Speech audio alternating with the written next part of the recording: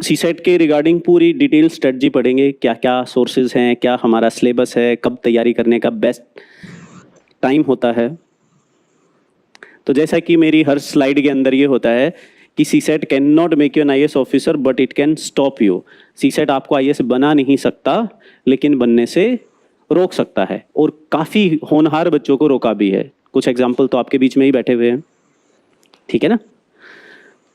CSAT जब से qualifying हुआ है, ये मेजर प्रॉब्लम, मेन समस्या तब से शुरू हुई है, क्योंकि जब भी बच्चा अपने सीनियर्स वगैरह से बात करता है तो वो क्या कहते हैं, सीसेट तो क्वालिफाइंग है नेचर में, तो कहीं ना कहीं हम उसे ग्रांटेड, टेक फॉर ग्रांटेड ले लेते हैं कि हाँ ये तो क्वालिफाइंग है, मुझे सिर्फ जीएस के ऊपर काम करना है। सबसे बड़ा प्रॉब्लम ये है इग्नोरेंस। हम इस पेपर को उतना महत्व नहीं देते जितना महत्व इसको देना चाहिए, ठीक है ना।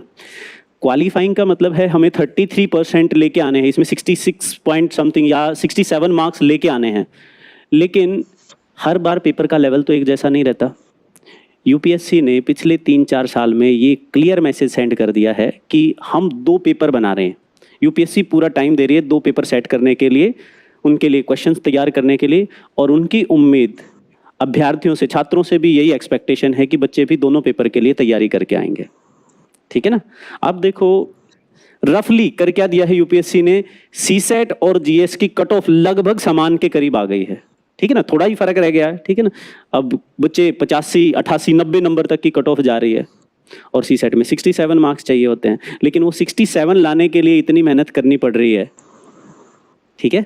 चलिए कुछ मैं बच्चों की मार्कशीट्स दिखाता हूं आपको। जीएस में 121.78 मार्क्स हैं और सीसेट में 49। इसी प्रकार से जीएस में 102 नंबर हैं, सीसेट में 60 मार्क्स हैं, और यहाँ पे भी जीएस में 95 मार्क्स हैं और सीसेट में 48। तो आप इकलौते नहीं हो कि हमारा जीएस क्वालिफाई हो रहा है, सीसेट नहीं क्वालिफाई हो रहा। आपके जैसे ऐसे हजारों बच्चे हैं, ठीक है ना। तो हमें समय रहते, सबसे पॉजिटिव चीज़ क्या है कि अभी हमारे पास काफ़ी समय है, ठीक है ना। और ये चीज़ हम सोचते रहते कि काफ़ी समय है, काफ़ी समय है, ये सोचते सोचते ये समय कब निकल जाता है पता ही नहीं चलता, ठीक है ना। जीएस ईमानदारी से बताऊं बच्चे, जिस बच्चे को सीसेट के अंदर दिक्कत है उस बच्चे के लिए मार्च, अप्रैल और मई के महीने सीसेट तैयारी के लिए बने ही नहीं हैं। आपके लिए बेस्ट टाइम कौन सा है कि आप जनवरी अंत तक, अधिकतम जनवरी एंड तक, या वैसे तो बोलूँगा दिसंबर एंड तक, इस लेवल तक पहुँच जाओ कि पेपर का लेवल चाहे जैसा मर्जी हो, सीसेट में मेरे 100 के करीब मार्क्स आ रहे हों, तो दोबारा उसके ऊपर फोकस करने की जरूरत नहीं है। जनवरी ऑनवर्ड्स आप क्या करोगे, सिर्फ सीसेट के लिए टेस्ट सीरीज लिखेंगे, और जैसा कि आपको पता है कि फरवरी मार्च में आप लोगों के पास एकदम से इतना काम बढ़ जाता है, आपको स्टार्टिंग में लगता है कि मैं लास्ट में इसको रिवाइज करूंगा, लेकिन India year book, economic survey, budget, इतनी सारी चीज़ें हो जाती हैं और बच्चा अंत में कंफ्यूज हो जाता है। हर किसी इंस्टीट्यूट की अपनी करंट अफेयर्स की समरी वगैरह आती है, आप कंफ्यूज हो जाते हो कि अब सीसेट के लिए पढ़ाई करें कि हम इन डेटा को, इस करंट अफेयर्स वगैरह को हम रिवाइज करें। तो कहीं ना कहीं टाइम मैनेजमेंट के अंदर प्रॉब्लम आती है, ठीक है ना।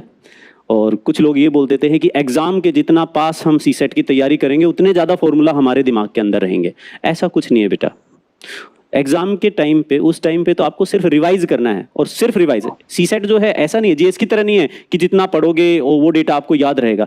ये है प्रैक्टिस बेस्ड एग्जाम है, जितनी ज़्यादा प्रैक्टिस करोगे। ये एक तरीके से ड्राइविंग है बच्चे, पढ़ाई कर रहे हो आप, वीडियो देख रहे हो, तो वो एक तरीके से आप ड्राइविंग का मैनुअल पढ़ रहे हो, ठीक है ना, कि कैसे स्टीयरिंग घुमाते हैं, ठीक है ना, रेस कैसे बढ़ती है, ब्रेक कैसे लगते हैं, ये चीज़ें पता चलती है। लेकिन जब तक आप ड्राइव करना शुरू नहीं करोगे तब तक ड्राइविंग में कॉन्फिडेंस बिल्कुल भी नहीं आएगा। वो एक प्रैक्टिकल चीज़ है, आपको गाड़ी लेके निकलना पड़ेगा, खुद डिसाइड करना पड़ेगा कि अगर ट्रैक